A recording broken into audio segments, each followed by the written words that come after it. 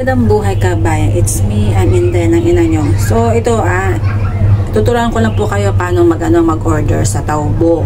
So paano ba ako nakakapag-order doon? Chinese po. Sa totoo lang po, hindi ko po ginagamit yung Taobao ba yung Taobao buy, yung English na na Taobao.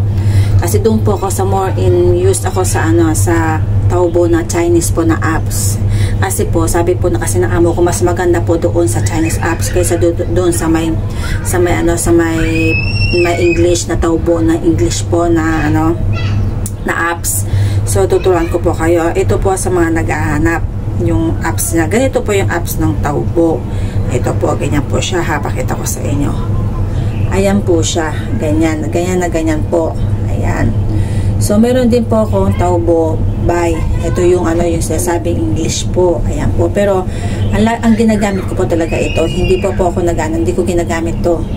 Dito po talaga ako. Ayan. So paano ba? So ang ginagamit ko po, paano po ako nag-order? So by Google Translate lang po. Opo, by Google Translate lang po. So ayan, pinress ko na po yan. Pag pumunta na po ako yan, ayan po, diba nakikita niya, na siya, nag-login na siya. So, ginagamit ko po yung Google Translate, mag-google po ako Translate, and then tatapat ko lang po yan, tapos lilitaw na po. Ayan. Makikita nyo na pag ginugol nyo, doon na yung translator po na English po. So, ayan. So, pag nakapag-download na po kayo ng Taobao, nandiyan po yung maghahanap na kayo, titingin po kayo ng orders nyo, order sa may S.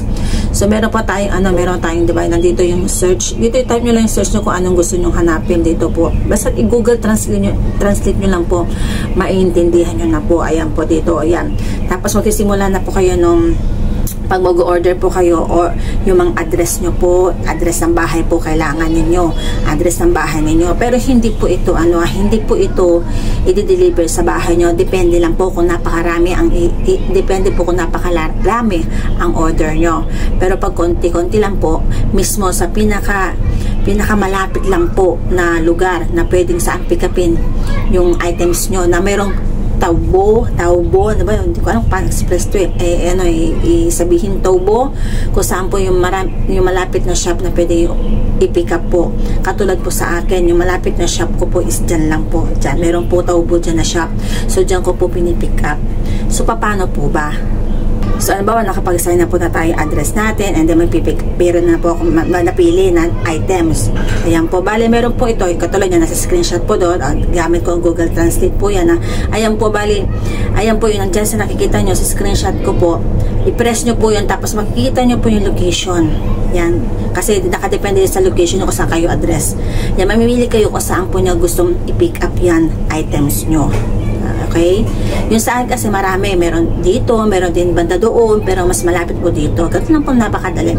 Pwede po kayong magpa-deliver din, kaso mas malaki ang bayad po kabayan. Kaya mas maganda pick up lang, kukunti lang po, yung mas malapit lang, yung pupuntahan mo na lang po, ganun po. And then, paano ba malalaman ko nandiyan na po? Makaka-receive po kayo ng notification sa SMS na nandiyan na po, kayo doon sa mismong apps po. Totoo lang kabayan, yung mga ibang nag-online seller, ganyan, yung mga nakita nyo sa daan o sa mga sa Shanshupo or whatever, mga binibenta, usually galing dito po yan sa Taobao. Damo na marami kang bibili, kung may pero silang business na ganito, mas mura. Pero usually dito sila kumukuha. Lahat po ng items, mura po. Ayan, kung minsan makikita mo sa pumunta sa Chunwa, yung mga ganito, mga binibenta, di ba ang mamahal, pero pag binili mo sa Taobao, ang mura po. Yan po. Sabi nga ng amo ko, mura dito. Kaya kapag nagpipick up po ako ng mga items, ang dami, sako-sako, puro Taobao, lahat kasi mura po talaga. Pero depende din po yan sa item. Kung sobrang mura naman, depende talaga sa item siya. Syempre, pag mura, gano'n din yung price, pero nakadepende talaga. At syempre, meron din bogus dyan. May bogus, kaya ingat-ingat din tayo sa bogus. Parang Shopee din, may bogus-bogus, diba? Ayan po. Meron din na bogus din po kung chinelas yung akala ko napakaganda, pero hindi ako nagandaan. Pero so yung price kasi is $10, kaya $10 din yung price. Ganun po. At saka, pag nasimulan nyo na to, baka ma-addict po kayo sa kaka-order kabayan, ha? Kaya, kalmahan nyo lang ang pag-orders kabayan. kabayan. Kasi ako, kahit na yung gustong-gusto ko, kinakalma ko kasi, ay, wala na pala akong pera, tama na. Kasi nakaka-addict talaga mag-order kasi mura po. Ayan po.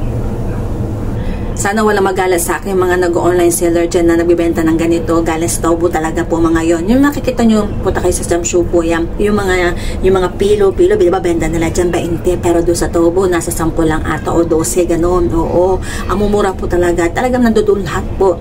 Itong doon sa Taubo na Chinese po, sinasabi ko. Kasi hindi ko po nasubukan itong Taubo na translate. Kasi sabi na amo ko, mas marami po dito sa Taubo na Chinese po na apps. So, yun lamang po masishare ko sa inyo. Bali, andyan na Google Translate nyo na po at maintindihan nyo din po. At ang payment po, kabaya, ang payment po is Alipay. Make sure, meron po kayong pera doon sa Alipay nyo ha. Alipay, Visa, whatever. Marami nakalagay naman po doon sa Google Translate lang po, kabaya. Yun lamang po. Enjoy! Lalabing the ibon. Bye-bye!